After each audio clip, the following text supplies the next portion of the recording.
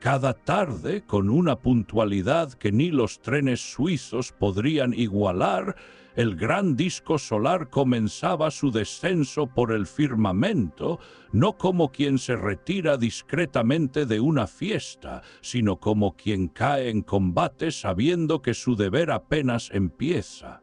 Para los mortales era simplemente el crepúsculo, para los egipcios era el prólogo de una epopeya, el inicio del viaje nocturno del dios Ra a través del Duat, el inframundo. Porque claro, mientras los humanos se estiraban y bostezaban, el dios Sol se alistaba para enfrentar horrores cósmicos con la misma resignación con la que uno enfrenta un lunes sin café. Durante el día, Ra surcaba los cielos montado en su elegante Manthet, la barca de millones de años. No era una barca cualquiera, era la limusina divina que derramaba luz, calor y vida, como un influencer cósmico repartiendo likes sobre la creación. Pero al llegar al horizonte de Akhet algo esencial cambiaba. Ra, el radiante y joven dios, se despojaba de su vitalidad como quien se quita una túnica dorada y se convertía en Atum, su versión anciana y enigmática. No el Atum de me retiro a descansar, sino el Atum de me espera un infierno literal. Y así como el dios mudaba de forma, la barca también. La Manthet se recogía y en su lugar surgía la Mesektet, más sobria, sin velas, como una góndola fúnebre arrastrada por la necesidad más que por el viento. Era la barca nocturna, la nave funeraria de un dios que debía morir para renacer, porque sí, Ra moría cada noche, pero no para quedarse en paz, sino para reiniciar el universo. La entrada al Duat no tenía cartel de bienvenida ni puerta giratoria. Era una grieta en el tejido de la realidad, una endija por donde el día se escurría hacia lo desconocido. Allí la atmósfera se espesaba con el olor de la eternidad, una mezcla entre incienso sagrado y miedo ancestral. Todo se volvía penumbra, como si el mundo cerrara los ojos para soñar con sus muertos. Pero el Duat no era un simple pasillo de tránsito. Era un laberinto de 12 horas, 12 regiones, 12 niveles de pesadilla mitológica. El propósito de este viaje nocturno era triple porque los dioses, como los buenos guionistas, no pierden el tiempo con tramas lineales. Primero, Ra debía regenerarse. Como un actor que muere al final del acto solo para reaparecer con más maquillaje en la siguiente escena, el dios debía atravesar el inframundo para recuperar su juventud y renacer al amanecer como Khepri, el escarabajo sagrado que empuja el sol con la determinación de quien no tiene alternativa. Segundo, debía luchar. Cada noche el caos despertaba en forma de serpiente, Apophis o Apep, según el editor del día. Esta criatura, una encarnación del sinsentido, esperaba emboscada en las aguas del Duat para tragarse la barca solar y apagar el universo como quien sopla una vela. Pero Ra, asistido por su fiel tripulación de dioses guerreros, libraba la batalla con una mezcla de coraje divino y rutina burocrática. Otra noche, otro Apophis, otra victoria momentánea. Y tercero, el viaje tenía un valor pedagógico. Mientras surcaba el inframundo, Ra ofrecía luz y dirección a las almas de los muertos. Estas, como turistas espirituales, seguían la estela de la barca para llegar al juicio de Osiris y con suerte al campo de juncos, una especie de paraíso agrícola. Allí los justos podían descansar, mientras que los otros, bueno, mejor ni preguntar. En esta travesía Ra no iba solo. En su forma nocturna muchas veces se fundía con Osiris, señor de los muertos. Así el dios del sol y el dios del más allá se entrelazaban, como la vida y la muerte, como la promesa y el misterio, como el día y la noche, antónimos condenados a convivir en el mismo poema cósmico. Entonces, mientras la última luz se desvanecía sobre la arena de Egipto, la barca Mesektet se adentraba en las fauces de la noche. 12 horas por delante, 12 desafíos, 12 oportunidades para que el universo no se apague. Y así, mientras los hombres soñaban, los dioses trabajaban. La barca Mesektet, ya despojada de su luz diurna, se deslizó por la grieta que se abría al oeste. No era una puerta con bisagras, ni una entrada tallada por artesanos celestiales. Era una hendidura en la realidad, un pliegue en el cosmos, como si el universo exhausto se diera permiso para abrirse y revelar su reverso oscuro. Las puertas del Duat no se abrían con llaves, sino con derecho divino. Allí aguardaban criaturas que parecían diseñadas por la pesadilla de un escultor sin brújula, cabezas múltiples, extremidades improbables, formas que oscilaban entre el símbolo y la amenaza. Eran los porteros del umbral, entidades surgidas del Num primordial, el caos acuático anterior a toda forma. No preguntaban, no hablaban, observaban con una fijeza incómoda, como si evaluaran no solo a los pasajeros, sino el equilibrio mismo del universo. Pero la barca de Ra tenía paso, porque el ciclo manda más que el miedo, y Atum no llega al inframundo por capricho, sino por mandato eterno. Superado el umbral, el sol se había extinguido por completo, pero no había oscuridad total. El Duat no era un vacío negro, sino un reino de brillos indescifrables, como si la noche sudara luz antigua. Una penumbra líquida, sin origen ni destino, lo envolvía todo. El paisaje de la primera hora del Duat se abría ante la barca como una herida aún fresca. Valles sinuosos, muros de sombra sólida y un suelo que no era suelo, sino una trampa con vocación. Nada en esta región invitaba al paso. Era un territorio que parecía tener conciencia propia y una hostilidad casi estética. Las arenas tragaban pies con gula. Los pantanos ocultaban formas que se agitaban con hambre bajo la superficie. Todo lo que tocaba la tierra era absorbido o descompuesto. Aquí la travesía era resistencia. Nada se deslizaba, nada flotaba. La Mesektet debía ser arrastrada. Los remeros celestes eran inútiles. Aquí la física cambiaba de reglas y exigía bestias capaces de arrastrar lo inarrastrable, criaturas híbridas, serpientes con patas, monstruos con fuerza de tierra y memoria de barro, como si el propio Duat facilitara a regañadientes su propia exploración. Cada metro conquistado era un pulso ganado al abismo. Este primer círculo del inframundo pertenecía a Sokar, el gran halcón del silencio.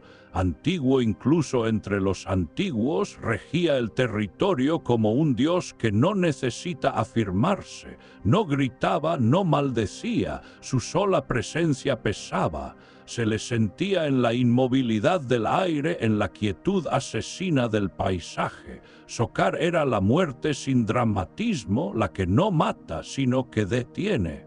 un halcón momificado, un señor de los túmulos, un dios que ni volaba ni hablaba, pero a quien nadie osaba ignorar.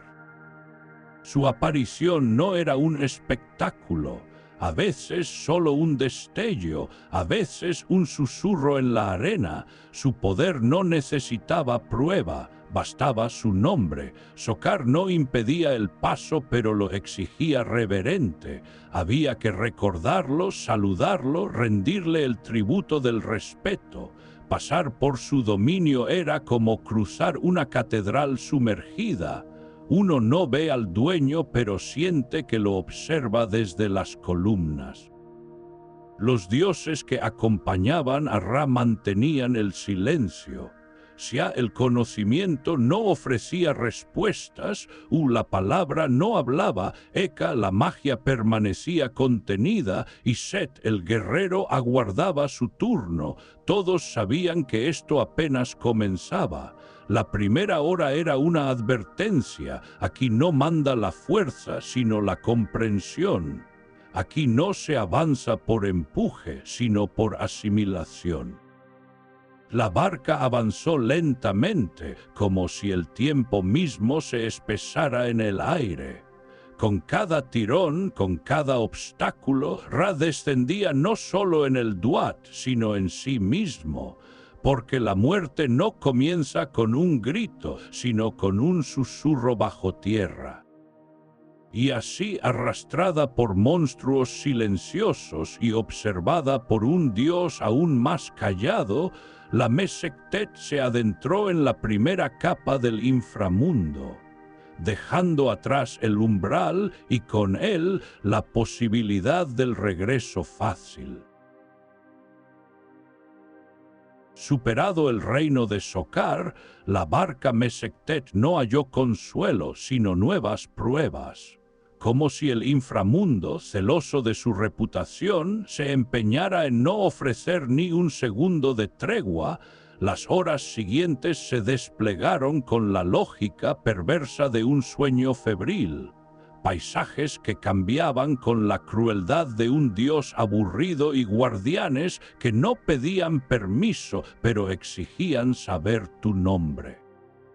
Las antiguas inscripciones egipcias son precisas en su vaguedad. Entre la segunda y la cuarta hora, el Duat se vuelve especialmente creativo en su hostilidad. En la segunda hora, el agua era la amenaza, pero no el agua amable del Nilo, sino corrientes traicioneras, negras, hirvientes como el rencor de un dios menor. Ríos y lagos subterráneos donde las orillas parecían bocas esperando una caída. Seres dentados, húmedos y malintencionados custodiaban los márgenes. La barca debía ser arrastrada por monstruos anfibios o empujada a remo limpio, mientras el aire, cargado de vapores tóxicos, se llenaba de gritos que no provenían de ninguna garganta reconocible. Y cuando el agua era por fin vencida, el fuego reclamaba su turno. La tercera hora ardía, no en sentido figurado, sino literalmente. El Duat se transformaba en un horno cósmico, llanuras de brasas, ríos de lava, almas carbonizadas clamando sin lengua y demonios de carcajadas chispeantes que parecían alimentarse del sufrimiento ajeno. La Mesektet, protegida por conjuros, debía cruzar puentes al rojo vivo, canales bordeados de fuego y pasadizos que olían a carne y mito quemado. Era una hora donde todo parecía querer consumir no solo el cuerpo, sino la voluntad. Y si aún quedaba algo de ella, la cuarta hora se encargaba de aplastarla. La luz, ya escasa, desaparecía del todo. La barca entraba en cavernas que parecían haber sido excavadas por el miedo, túneles estrechos, húmedos, llenos de inscripciones que no advertían, sino que maldecían. Aquí la barca debía desmontarse, cargarse, arrastrarse como una promesa. No se avanzaba por navegación, sino por obstinación. En los recovecos, serpientes gigantes dormían o fingían dormir, y en las sombras más densas ojos vigilaban. Algunos curiosos, otros con hambre. A cada hora una puerta, a cada puerta un guardián, y ningún guardián abría por cortesía. Había que decir su nombre exacto o quedarse atrapado en esa hora por toda la eternidad, como un error de pronunciación fatal. Por eso en las tumbas reales se inscribían con devoción los nombres sagrados, los conjuros precisos, las fórmulas mágicas. No eran poesía funeraria, eran mapas, hechizos, contraseñas, y su eficacia no dependía de la fe, sino del conocimiento. Eka, la magia, se conjugaba con Siag, el conocimiento, y U, la palabra autorizada. Sin ellos, Ra no era más que un viajero desarmado en tierra de asesinos simbólicos. Pero no todos los obstáculos eran mudos. Algunos atacaban, demonios con cuchillos, cuerpos imposibles, dientes donde no deberían estar, seres hechos no de carne sino de intención malévola. Intentaban volcar la barca, desgarrar a los pasajeros, impedir el paso. La defensa recaía en el séquito divino, y entre todos uno brillaba por su brutal eficacia. Set, ese dios del caos temido en la tierra, era el guardián más implacable del sol en la noche. Su violencia perturbadora en el mundo de los vivos era indispensable aquí. En el Duat, el orden necesita al caos para sobrevivir, antítesis pura. El protector es también el destructor. Cada hora era un rito, cada prueba una purga. El fuego no solo quemaba enemigos, purificaba a Ra. Las aguas no solo amenazaban con ahogarlo, lo limpiaban. Las cavernas no solo eran trampas, eran vientres, porque este viaje no era una huida de la muerte, sino una inmersión en ella. Para renacer, el dios debía vaciarse de soberbia, de impureza, de luz vencida, como el alma humana que tras una larga noche emerge distinta. Y mientras la Mesektet continuaba su marcha incesante, el corazón del Duat se acercaba. Aún quedaban muchas puertas por abrir, muchos demonios por esquivar, muchos conjuros por recordar, pero el ciclo no espera a nadie. Y el sol, incluso en su noche más oscura, sabe a dónde quiere llegar. Después de cruzar las aguas negras que murmuraban secretos prohibidos y los fuegos que no perdonan el arrepentimiento tardío, la barca Mesektet entró en una región distinta. No más criaturas que atacaban, no más gritos o lava. Ahora el enemigo era el silencio y el peso. La quinta hora del Duat es un abismo sin caída.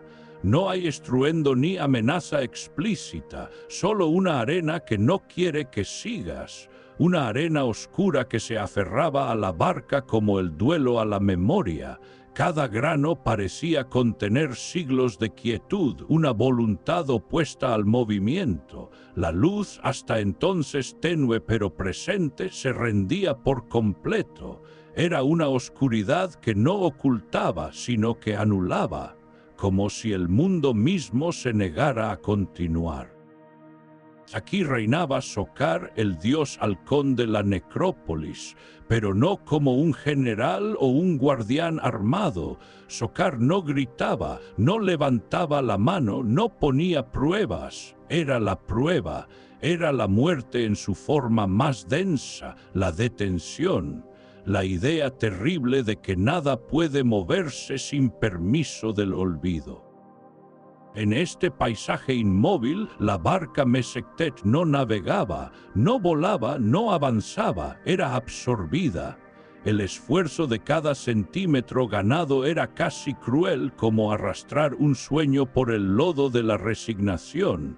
Según los antiguos, la barca podía transformarse en esta hora, compactarse, deslizarse sobre patines, o ser cargada por criaturas cuya única función era desobedecer la gravedad del inframundo, pero todo era lento, agónico, como cuando uno lucha contra el sueño en medio de la vigilia. Al centro del reino, Sokar esperaba, no para pelear, no para hablar, simplemente para estar. Inerte, a veces momificado, siempre con cabeza de halcón, se le representaba en una cámara sellada dentro de un túmulo o un anillo, encerrado y a la vez encerrando, como si el propio Sokar fuera la frontera entre seguir o quedarse, entre el tiempo y su suspensión. No hacía falta que hiciera nada. Su presencia bastaba para que la tripulación de Ra comprendiera. Este era el punto más cercano al colapso, el momento en que el sol, símbolo de la vitalidad perpetua, podía hundirse sin retorno. Porque hay horas en las que no se lucha contra monstruos, sino contra la posibilidad de no seguir, contra la tentación de quedarse quieto. Para salir de allí no bastaban espadas ni coraje, era una hora de ritual, de conjuro exacto, de nombrar las cosas por su nombre secreto, porque aquí el error de una sílaba no se corregía, se sellaba. Eka, la magia, no era aquí un espectáculo de poder, sino la llave única, la palabra precisa, el conocimiento que no se aprende, sino que se recuerda, como si lo supieras desde antes de nacer. Y entonces, solo entonces, la barca avanzaba, milímetro a milímetro, no gracias a la fuerza, sino a la voluntad, porque esta hora no te enfrenta con el caos, sino con la inercia, y eso a veces es más temible. Salir de la quinta hora era como recuperar el pulso tras un desmayo, como sentir que el mundo, aunque herido, sigue girando. La Mesectet había atravesado el núcleo del estancamiento, el fondo del pozo, y aunque la noche no había terminado, el dios ya sabía lo que era tocar el punto más bajo de la muerte sin rendirse. Delante, la amenaza era concreta, Apophis aguardaba. El caos ya no sería una atmósfera, sino un rostro, pero por ahora el silencio había sido vencido, y el silencio, cuando se niega a soltarte, puede ser más letal que cualquier monstruo. Tras vencer a la arena que quería retenerlo y a la muerte que lo invitaba a quedarse, Ra descendió a lo más hondo. La Mesectet, más nave que nunca y más símbolo que antes, se adentró en la sexta hora del Duat, el momento sin fondo, el punto en que incluso los dioses miran de reojo. Nada aquí parecía tener forma fija. Algunos antiguos lo describían como un abismo insondable, otros como un río cósmico de aguas imposibles, otros más como un vacío puro, una ausencia tan absoluta que dolía. Lo cierto es que el Duat, en su parte más visceral, no era un lugar, era una crisis. Un espacio hecho de tensión donde la creación temblaba por la cercanía del olvido. Y el aire, bueno, el aire había abandonado toda pretensión de ser respirable. Era un miasma, una presencia hostil, como si el mismo caos exhalara sobre el cuello de los dioses. Los tripulantes de la barca sabían lo que venía, se tensaron los músculos divinos, se afilaron los conjuros, porque allí, esperando desde siempre, aguardaba Apophis, no un monstruo, no un obstáculo, una idea con colmillos, una serpiente gigantesca cuya longitud no se medía en codos sino en terrores, oscura como la noche antes de la noche. Apophis era más que una criatura, era la antítesis. No deseaba gobernar el cosmos sino tragárselo. Su aparición no fue anunciada, no hubo desfile, solo una perturbación en el tejido mismo del inframundo. De pronto todo dejó de tener sentido. El río se alzó como si huyera. La barca se sacudió y del abismo, como un grito curvado en espiral, emergió la serpiente. No atacó con mordiscos, sino con imposibilidades. Intentó tragarse el río, enredar la barca en su propia longitud, hipnotizar a los dioses, detener el amanecer. Era una ofensiva simbólica, sí, pero también física, emocional, ontológica. Quería devorar la historia misma, la creación en su totalidad, y por un instante pareció que lo lograría. Pero en la proa de la Mesectet, Set ya había tomado posición. El gran impetuoso, el caótico domado por necesidad, se convirtió en el centinela más feroz del orden. Armado con su lanza divina, embistió contra Apophis como si su propia redención dependiera de ello, y quizá así era, porque en esta batalla el caos servía al orden para enfrentar a un caos más profundo. Antítesis con antítesis, solo el dios más impredecible podía enfrentar al caos sin forma. Junto a él la magia tejía su defensa. Serket, la escorpión, invocaba venenos místicos. Isis, con la fuerza de los nombres verdaderos, recitaba conjuros capaces de atar galaxias. Los conjuros no eran adornos, eran armas, palabras afiladas, fórmulas antiguas, nombres secretos del Duat pronunciados con la autoridad de quien no duda. Y allí estaban también Xia y U, el conocimiento y la palabra con poder. Sin ellos, ni Set, ni Ra, ni nadie podría haber invocado la protección correcta, porque en este combate no solo se luchaba con armas, sino con memoria, con saber. La batalla fue descomunal, un estruendo que no podía oírse con oídos mortales. La barca giraba, el río rugía, las sombras se desgarraban, pero finalmente Apophis fue herida, atada, a veces decapitada simbólicamente, otras empalada, otras cegada por un hechizo, no destruida, claro, el caos nunca muere, solo se retrasa. Y en ese aplazamiento, en esa herida temporal, la Mesectet pudo avanzar.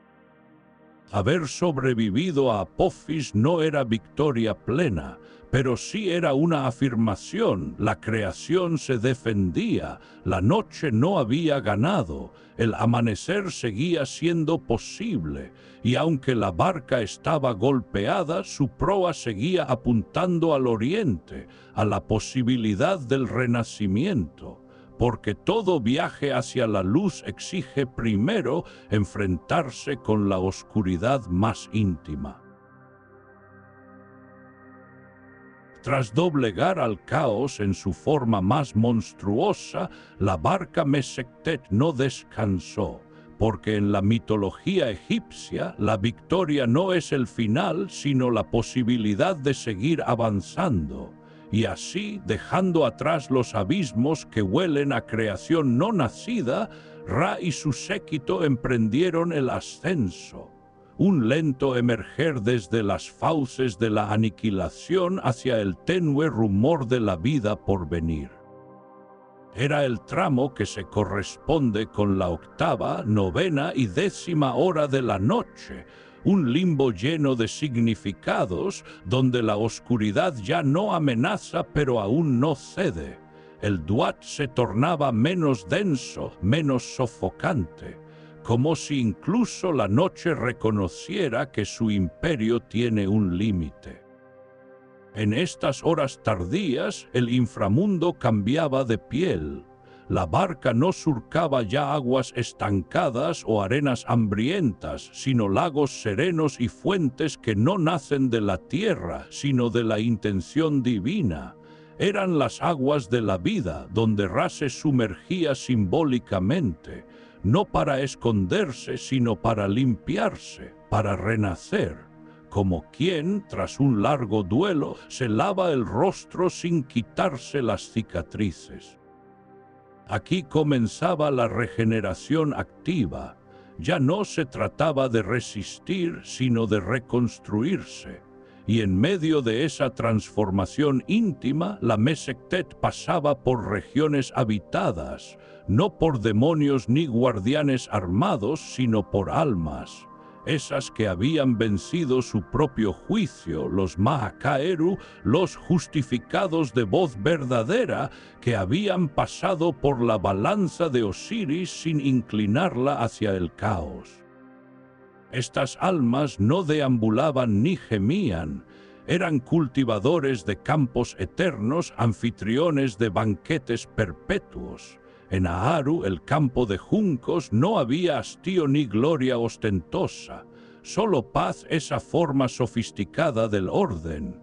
Cuando la barca solar pasaba, ellos salían de sus llanuras benditas y se alineaban en las orillas, no por necesidad, sino por gratitud, porque el sol, incluso muerto por unas horas, les seguía dando sentido. Y entonces ocurría uno de los momentos más extraños y bellos del viaje. Ra se encontraba con Osiris no como dos dioses, sino como dos verdades que se reconocen. El que muere cada noche y el que nunca ha dejado de morir, uno viviente, uno momificado, uno solar, otro subterráneo, y sin embargo en esta hora eran uno, Ra-Osiris, la luz fecundada por la muerte, no una fusión simbólica, sino una alquimia teológica, la promesa de que morir es, en ciertos ciclos, otra forma de insistir. Se encontraban en cavernas sagradas, templos secretos dentro del Duat. Allí Ra no vencía, se ofrecía, y Osiris no mandaba, compartía. El dios solar adquiría el poder de resucitar y el dios funerario bebía la sangre dorada del renacimiento. Juntos sellaban el pacto que el mundo seguiría girando.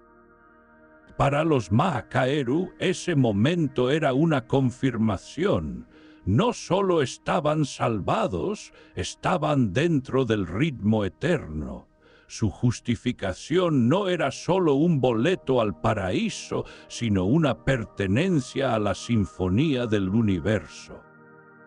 El séquito divino de Ra se preparaba, quedaban pocas horas. El aire ya no era denso, pero aún no tenía aroma. La noche ya no amenazaba, pero tampoco habría paso. El horizonte oriental, ese punto donde el cielo se curva para parir al día, estaba cerca. Y la barca, que había sido arrastrada, desmantelada, defendida y bendecida, ahora flotaba con una ligereza distinta, como si supiera que el dolor tenía sentido. Los últimos conjuros comenzaban a vibrar en las voces de Xia y U. Eka no solo protegía, ahora también despertaba. La creación se desperezaba en los márgenes del sueño cósmico, y la Mesektet, esa barca de millones de años, avanzaba, no con prisa pero sí con destino.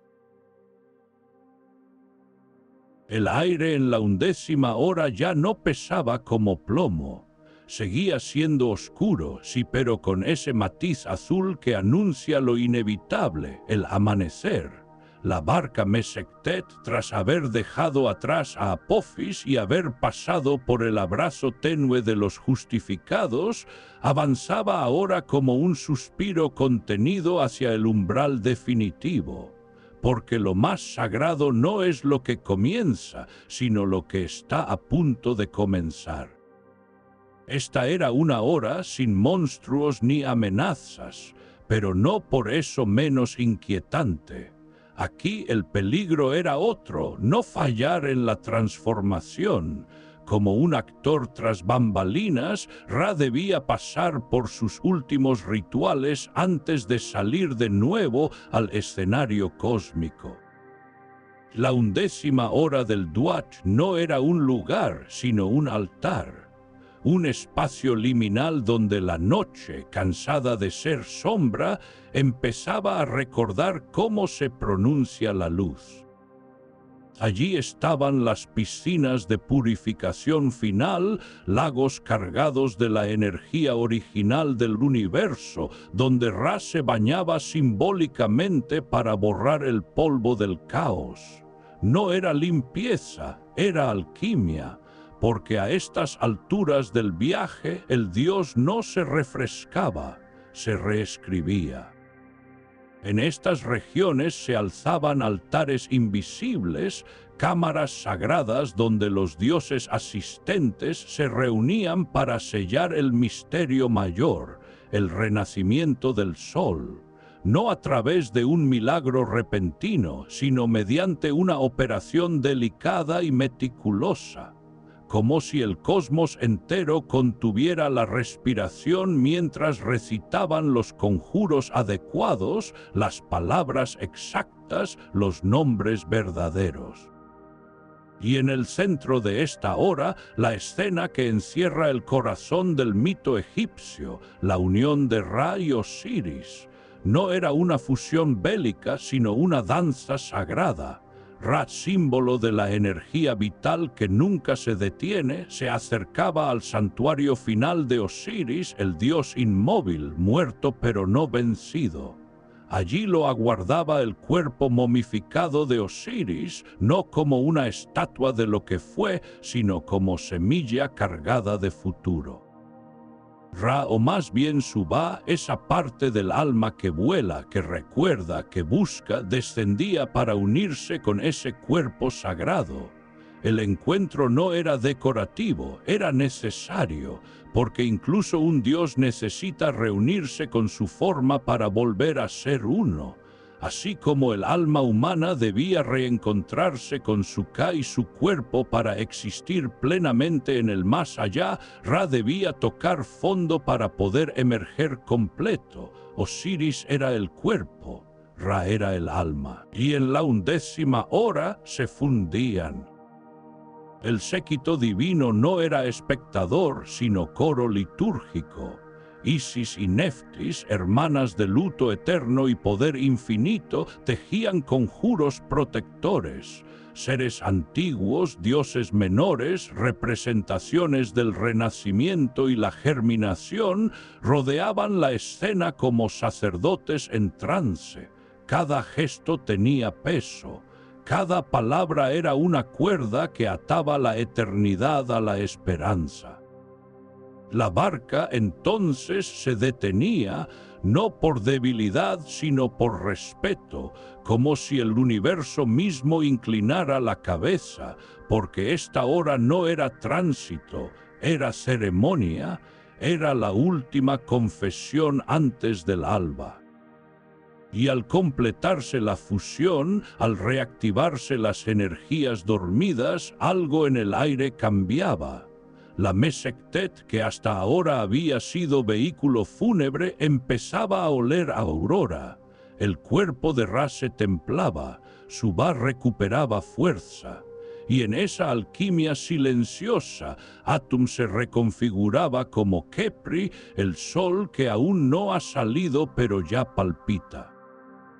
Al finalizar los ritos, la barca se dirigía con solemnidad hacia la puerta final del Duat.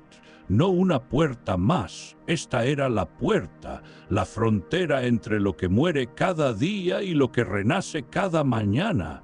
No había enemigos del otro lado, solo la espera.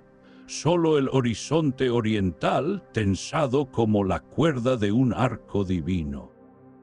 Y allí, con el séquito en posición, con los conjuros de resurrección vibrando en el aire, con el aliento contenido del cosmos entero, la barca Mesectet aguardaba.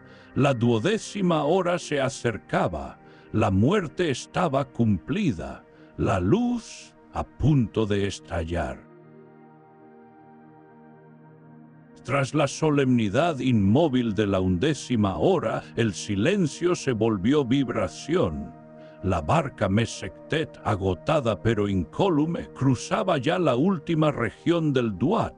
No quedaban monstruos, no quedaban pruebas. Quedaba, sí, una tensión serena, el eco de algo que está por suceder y que ya es inevitable, como cuando el aire cambia justo antes de que rompa el día.